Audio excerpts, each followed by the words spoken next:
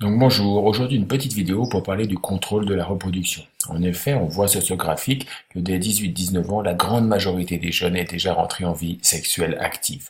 Or, dans de nombreux pays, comme la Colombie et les autres pays en voie de développement, on s'aperçoit que les grossesses chez les adolescentes sont très fréquentes. En Colombie, en 2005, une jeune fille sur 5 avait connu une grossesse indésirée.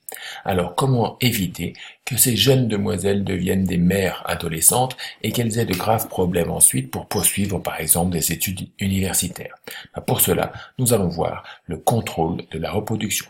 Donc nous avons vu en classe de collège ou en première que la fabrication des gamètes comme les ovules et les spermatozoïdes est sous le contrôle d'hormones sexuelles, la testostérone chez les garçons, les estrogènes et la progestérone chez les filles.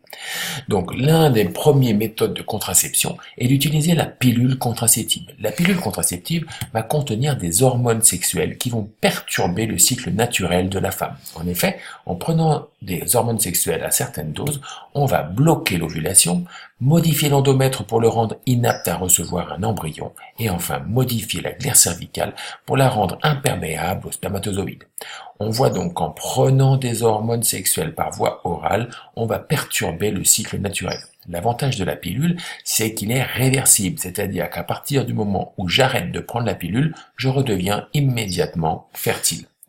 Le deuxième moyen de contraception très utilisé est le stérilet. C'est un dispositif que l'on place à l'intérieur de l'utérus et qui va agir de deux façons. Lorsqu'il est recouvert de cuivre, le cuivre va empêcher les spermatozoïdes de parvenir jusqu'aux trompes en bloquant leur mobilité. Et enfin, le petit T en plastique sur l'endomètre va aussi créer une petite inflammation qui va rendre l'endomètre inapte à recevoir un embryon si jamais il y a eu une fécondation. De même aujourd'hui, les stérilets possèdent souvent des hormones sexuelles à très faible dose qui vont libérer et qui vont empêcher l'endomètre là aussi d'être apte pour une nidation. Le stérilet doit être déposé par un gynécologue, ainsi retiré. On va faire une visite tous les ans pour vérifier qu'il est bien en place. Enfin, le dernier moyen de reproduction et le plus conseillé chez les adolescents, c'est le préservatif.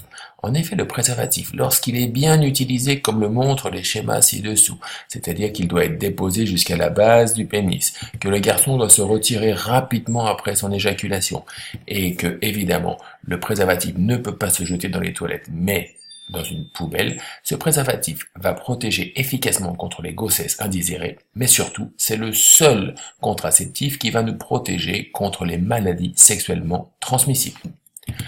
Un autre préservatif, le préservatif féminin, est lui aussi efficace contre les maladies sexuellement transmissibles. Cependant, son utilisation est beaucoup moins pratique que celle de préservatifs masculins. Je vous conseille donc le préservatif masculin.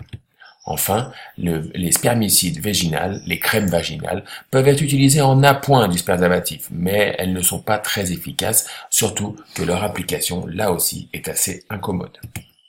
Donc, si jamais je n'ai pas réussi à me protéger correctement, j'ai toujours une nouvelle opportunité de me protéger qui s'appelle la pilule du lendemain.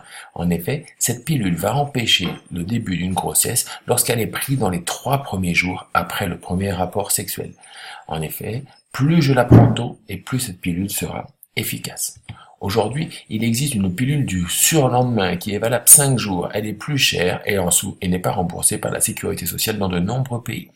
Mais il vaut mieux investir un petit peu plus d'argent que d'avoir une grossesse indésirée qui coûtera de toute façon beaucoup plus cher que cela. Et enfin, ma dernière recommandation, c'est que pour avoir une sexualité responsable quand on est jeune, surtout, elle ne peut pas se dérouler sans l'utilisation du préservatif qui va nous protéger contre toute mauvaise surprise. Alors, profitez-en, soyez responsables et à bientôt.